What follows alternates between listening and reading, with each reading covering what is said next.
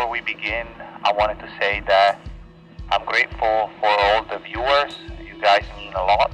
I read every single comment, reply the most, unless you write some absolute buffoonery. I wanted to showcase this plate carrier, which I find to be quite special, and I say it's rare because I truly believe it is. Before we get into the loadout breakdown and why I set it up this way, a little backstory. This plate carrier was actually a custom piece coming out of Japan, made by a sister company of LBT. The way I took possessions of it is through a friend, and he bought it from Japanese eBay. So this is probably truly one of a kind that is in this country or possibly in the world.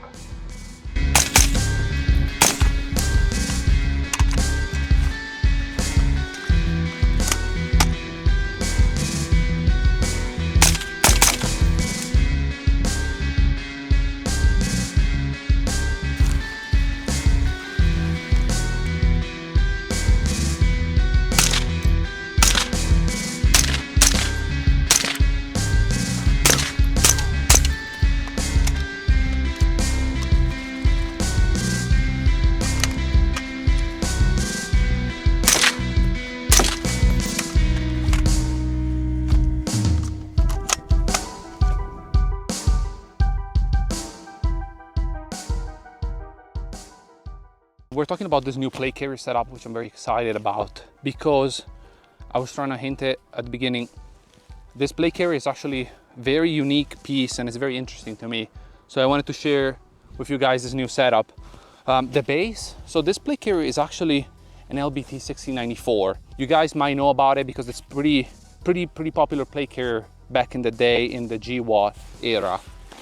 The very interesting thing about it is that obviously this is an atacs pattern, which is discontinued by now, used by other nations, but discontinued by now, the official pattern.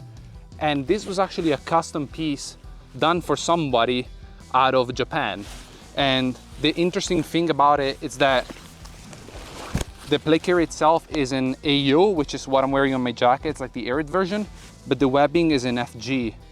So I kind of played with it and decided to mix and match the two patterns with the pouches and whatnot, and I'm actually really happy with the look. The cummerband was replaced with a shellback, I believe, cummerband that is in ATAX AU, and you can see the different webbing. The main feature of this plate carrier, which is kind of being forgotten in the US gear space, is that, as you can see, it has enough pulse spots to mount 4 magazine pouches.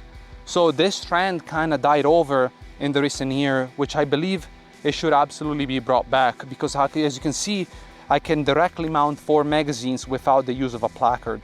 And I know there is companies that make 4 mag placards, but I find it really cool that you can just mount 4 of them in line like that.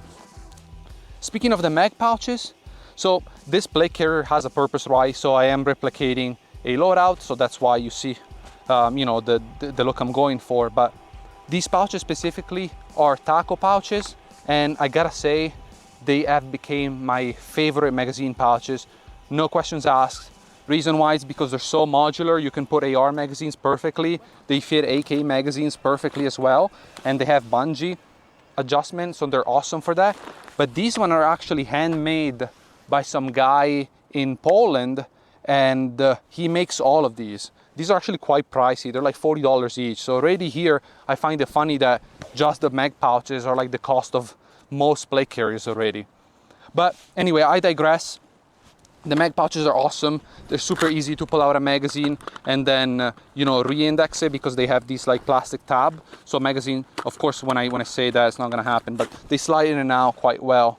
On my right side, I like to carry a GP pouch.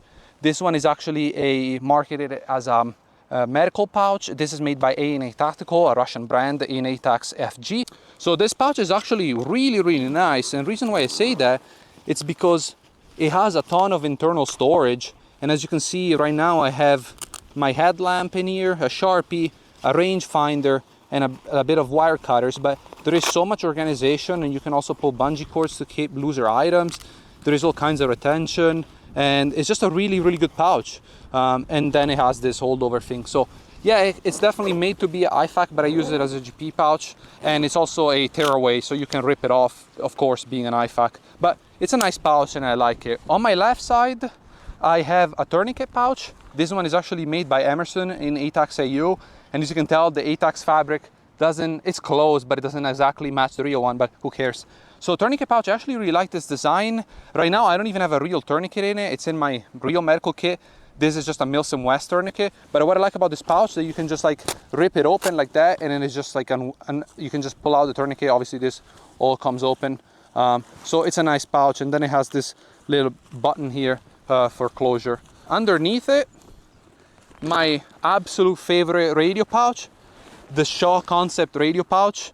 Very high speed pouch compared to the rest of the setup, but I talked about this before. It's awesome. It's very rigid. The tag wrist keeps it under the cummerbund, and then on the inside it's padded so it doesn't get rubbed in your rib cage as much. And then I did the buckle mod so you can remove the radio without having to unplug everything. And then since we're here, you can see the tubes modifications. So obviously this is an older plate carrier, it doesn't have tubes.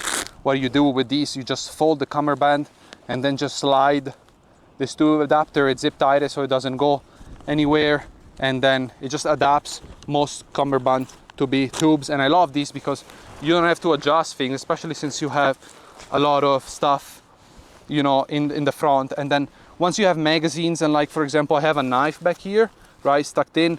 Once you have this, you can pull open the flap. It's just gonna snag, so it's not gonna happen. So going down, one of my favorite pouches again, the Sword Exploitation Dump. This is awesome. It's a front dump pouch.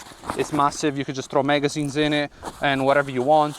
And then what you want, whenever you're done with it, you just close it and yeah, just get it out of the way.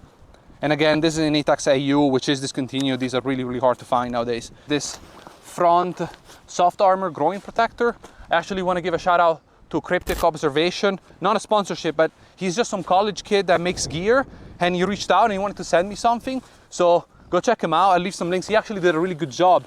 He sewed this himself, and he procured the fabric for me, which is very kind. But actually what I think it's a very, very smart design choice is that, I don't know if I'll be able to pull it out, but he used the IBA soft armor. So the shape of it fits IBA soft armor, which is actually a very smart design choices, because you can find these so easily on eBay and whatnot, and you don't have to go and try to source some weird, unique armor. So very good job. This one is Velcro, and yeah, so he did a good job. If you need some niche custom gear piece make, check him out. I happily give small businesses shout outs.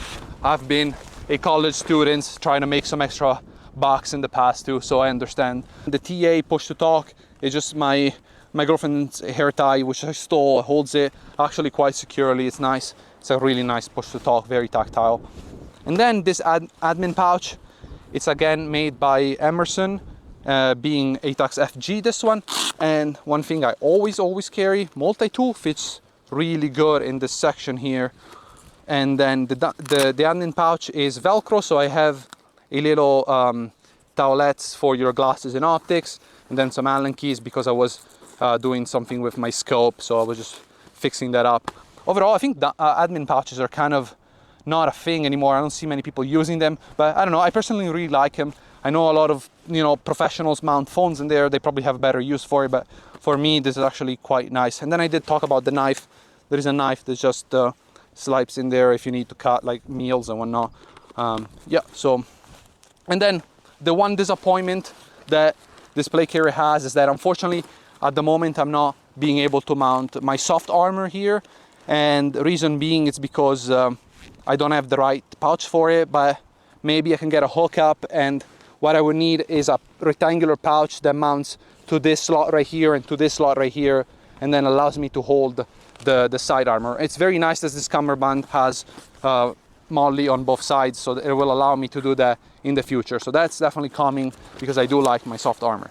And then one other thing I did is that in the back I added this very, very affordable comfort pad And this is nice because the side of my plates here, level 4 ceramics, was kind of digging into my back a little bit. So this mitigated the issue, and it also helps with ventilation, right? So like your back doesn't get all sweaty as much. And it was only $20 for the set. I only have it in the back.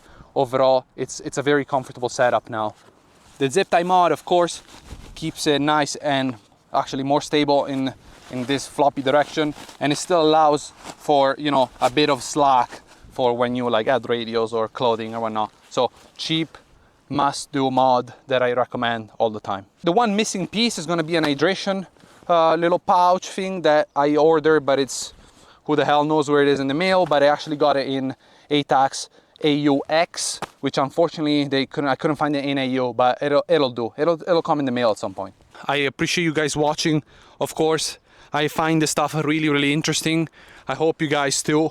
I'm a sucker for kind of not so common gear and whatnot. And overall, I'm very happy for the setup. It's quite comfortable.